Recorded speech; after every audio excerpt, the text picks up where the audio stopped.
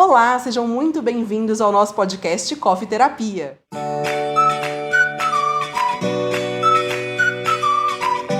O assunto de hoje é o burnout e como a psicologia ambiental ajuda a explicar o aumento dos casos dessa síndrome devido ao trabalho remoto, principalmente depois da pandemia.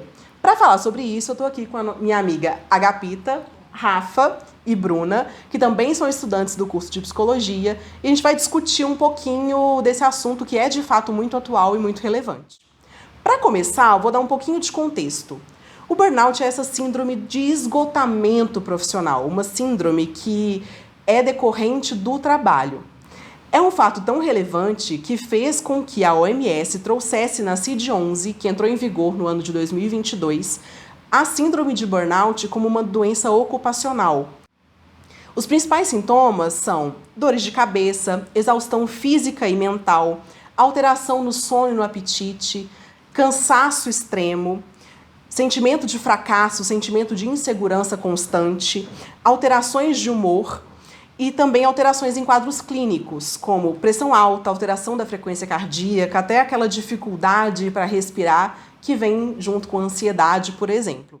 Para ilustrar, vou trazer alguns dados. Uma pesquisa feita com cerca de 1.000 profissionais que trabalham em pequenas e médias empresas e que tiveram que passar a trabalhar de forma remota, trouxe alguns dados bem relevantes. 70% dos entrevistados que passaram a trabalhar em home office por conta da pandemia relatam ter sintomas de burnout. Ao mesmo tempo, cerca de 80% dos respondentes dizem que respondem imediatamente a mensagens de trabalho, se sentem na obrigação de estar disponíveis 24 horas por dia para responder a essas mensagens de trabalho. Já 72% afirmam que atendem ligações de trabalho a qualquer momento, mesmo antes ou depois do horário determinado de trabalho.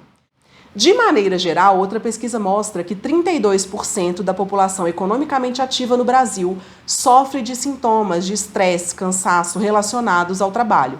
Então, de fato, são números alarmantes, né, meninos? Tendo isso em mente, e já que o nosso tema é psicologia ambiental para esse podcast, Agapita, me explica um pouco o que é de fato a psicologia ambiental e como ela pode explicar esse aumento de casos de burnout no trabalho remoto. O primeiro ponto importante que precisamos tomar cuidado para não confundir psicologia ambiental com o meio ambiente.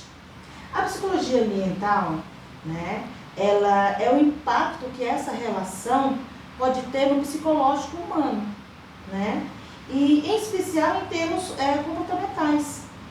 As dimensões sociais e culturais estão sempre presentes nas definições dos ambientes, mediando a nossa percepção, a nossa avaliação, as nossas atitudes e afetos do indivíduo. Então essa é a diferença. Acho que a melhor forma de exemplificar é essa, que a psicologia ambiental está falando sobre a relação do ambiente com a pessoa, como aquele ambiente vai interferir naquela pessoa. Então, quando a gente fala de ambiente, a gente vai estar falando sobre a cultura, sobre o ambiente que ela está, sobre a relação com as pessoas daquele lugar. Então, são vários fatores que vão interferir naquela pessoa. Então, é aí que a gente começa a falar sobre psicologia ambiental. Eu acho que, pelo que eu entendi, a diferença é que não se trata do meio ambiente como as pessoas enxergam, natureza, sim, fauna, flora, mas daqueles espaços que são o ambiente das pessoas. Ambiente no sentido de espaço físico, de ambiente com o qual você tem uma relação emocional ou que você ocupa aquele espaço físico. Seria isso? Exatamente. A pandemia fez com que o trabalho remoto, que já existia de alguma maneira, virasse uma realidade importante, Todo mundo teve que trabalhar remotamente por conta do isolamento social. E isso é um fato que ainda depois da pandemia veio para ficar. As empresas se acostumaram, os trabalhadores se adaptaram de certa maneira ao trabalho remoto.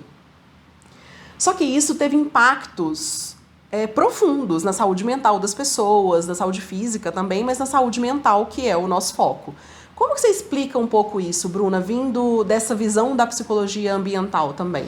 Então, Malu, a pandemia, o Covid-19, ele trouxe muito impacto para a vida das pessoas, essa questão de ambiente, porque as empresas tiveram que se adaptar, então elas tiveram que adaptar ao trabalho remoto. e a casa não estava preparada para receber esse local de trabalho.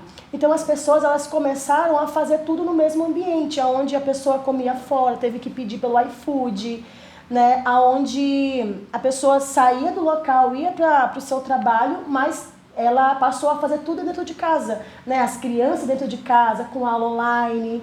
E o profissional não tinha mais um horário determinado, né? Como ele saía, não tinha mais rotina, essa é a verdade. Ficou tudo num ambiente só, né? Ficou tudo num ambiente só. Você acha que essa falta de limite entre os ambientes, essa falta de separação entre o que é um ambiente de trabalho e o que é um ambiente de descanso, isso fez com que as pessoas de fato trabalhassem mais? Como que você entende isso? Sim, com certeza, né? Quando você tem um ambiente adequado para trabalhar, você rende mais, né? Imagina você estar dentro de um local ali, onde você tem que fazer tudo. Então, isso causa estresse. Viaja psicológico. Viagem né? psicológica. Bom, a gente viu, né, inclusive nos dados que eu trouxe no início, que de fato estudos mostram que as pessoas passaram a ficar disponíveis 24 horas, principalmente no começo do trabalho remoto, estava todo mundo tentando entender o que era aquilo, e as pessoas passaram a ficar disponíveis 24 horas. Ligações fora do horário de trabalho, muita gente, parece que como estava conectado o tempo inteiro, tinha acesso ao e-mail da empresa, tinha acesso às planilhas, tinha acesso ao celular, né, de ligações da empresa. Então as pessoas passaram a ficar 24 horas ligadas ao mundo do trabalho. E isso, assim, veio, né, com o trabalho remoto de maneira muito forte, por conta também, como a gente conversou, dessa confusão de ambientes. A psicologia ambiental traz uma explicação para isso, né? Essa falta de limite entre ambientes faz com que as pessoas de fato estejam mais propícias a ficar 24 horas por dia disponíveis, Rafa? Sim, como a gente deu o exemplo agora, né? O trabalho ele não tinha mais um tempo de começo e fim.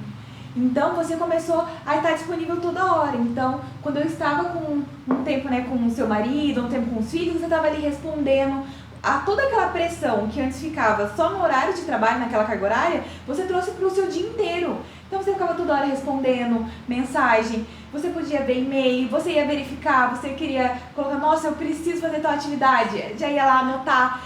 Aquele ambiente físico, ele se transformou em algo que era de lazer, que era de você chegar em casa e relaxar, se transformou em algo tipo desgastante, porque você estava sob a pressão de estar em casa, que era algo que você fazia para descanso, e depois você trouxe isso para dentro de casa, então você não tinha isso mais dentro de casa.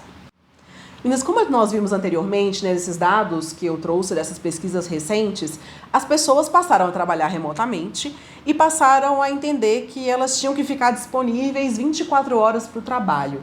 Como que a psicologia ambiental explica isso? Esse fato das pessoas acharem que elas têm necessidade de trabalhar o tempo inteiro, de responder ligações de trabalho o tempo inteiro, responder mensagens o tempo inteiro. Como que a psicologia ambiental explica isso? Como a gente estava falando desse ambiente, então as pessoas começaram a ter todos os seus ambientes de trabalho, escola, de lazer dentro de casa. Então o trabalho, elas começaram a morar dentro do trabalho. Então que eu tinha uma carga horária que era de 8 horas, né? Comecei a ficar 24 horas disponível. Então essa pressão também de querer trabalhar mais. Então já tô em casa, tipo, já tô com o computador aberto, já tô aqui fazendo, deixa eu fazer um pouquinho mais. Deixa eu já resolver esse problema, deixa eu já responder Então esse estabelecia e-mail. limites, né, Rafa? Sim, as pessoas começaram a não ter limites de carga horária.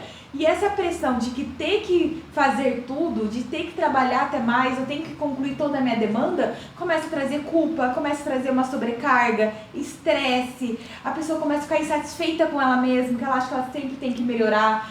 Nisso ela começa a faltar, né, essa atenção com a vida pessoal dela, então com a família já começa a reclamar que agora eu precisaria de atenção, agora a gente tem que fazer outra coisa.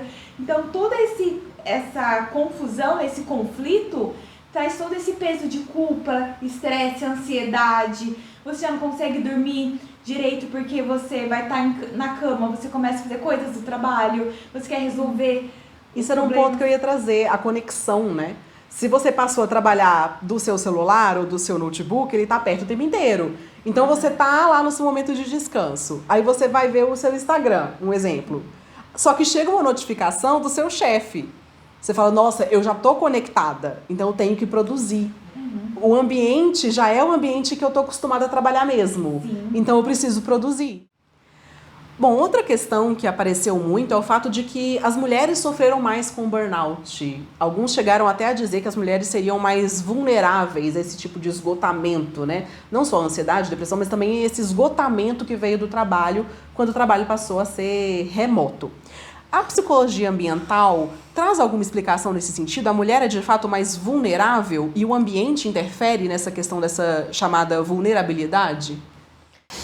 Então, Malu, não é uma questão de vulnerabilidade da mulher, né? A jornada de trabalho dupla que a mulher assume não ficou só mais intensa, ficou sobreposta. A mulher passou a trabalhar na mesa da sala, né, com criança correndo, não teve mais o apoio social, né, às vezes de deixar com o vovô, com a vovó, não teve mais o apoio das creches, das escolas.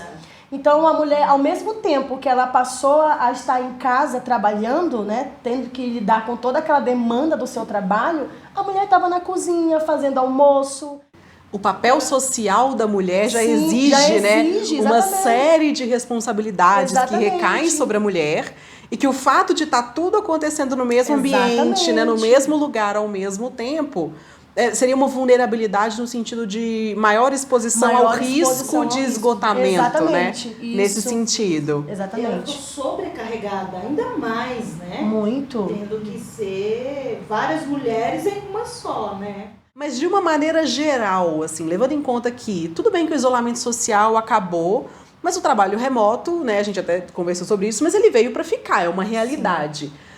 Como que a psicologia ambiental pode ajudar a evitar o burnout, né, a prevenir um pouco isso? Quais as ferramentas, né, que a psicologia ambiental pode nos dar para que a gente possa ter uma melhor saúde mental nesse ambiente do trabalho remoto? Você pode ajudar? Melhor, né? Exatamente. Lidar melhor. Lidar de maneira mais inteligente, inclusive, Exatamente. com esses espaços, né? A psicologia ambiental pode ajudar muito nisso. Rafa, o que você pode trazer assim pra gente? Quais as dicas que você pode dar pra gente encerrar esse podcast? Legal. Tem várias dicas que dá pra colocar em prática e ajudar a prevenir, né? E até melhorar qualquer sintoma de burnout. A primeira dica de todas, que como a gente falou muito sobre o ambiente de tudo no mesmo lugar, é criar um ambiente saudável e adequado para o trabalho. Então é muito importante que você tenha um ambiente específico para o trabalho. E esse ambiente tem que ser um ambiente confortável, tem que ser um ambiente com uma boa iluminação, com uma boa ventilação, um ambiente que ele seja organizado, onde você consiga realmente ficar nele e tirar esse tempo de trabalho ali sem que ninguém fique te interrompendo. Uma outra dica é estabelecer limites, que a gente conversou muito por aqui hoje. É verdade. Então, é muito importante que você tenha limites entre a sua vida profissional e a sua vida pessoal. Então, tem que ter limites pro trabalho. Não dá pra você ficar 24 horas disponível. Um outro ponto é o descanso.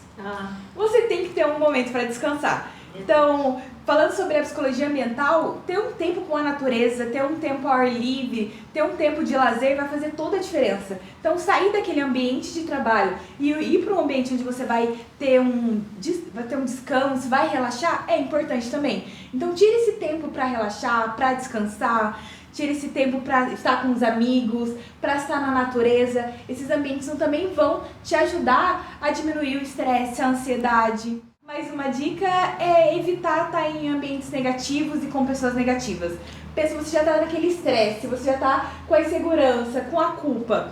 Tanto com pessoas que só reclamam, só julgam, só criticam, vai aumentar muito mais aquela pressão. Então evite esses ambientes. Essa questão de limites que você trouxe, também acho que é uma dica importantíssima, gente. Inclusive, confessando meus pecados, porque muitas vezes eu não faço isso. Mas, gente, tira o pijama para trabalhar. Sim. E não trabalhem da cama. Sim, verdade. É a questão dos limites, é importantíssimo. Bom, gente, muito obrigada para você que nos acompanhou até agora. Esperamos que você tenha gostado, que essas dicas te ajudem. E esperamos vê-lo de novo em breve. Até mais! Bye, bye!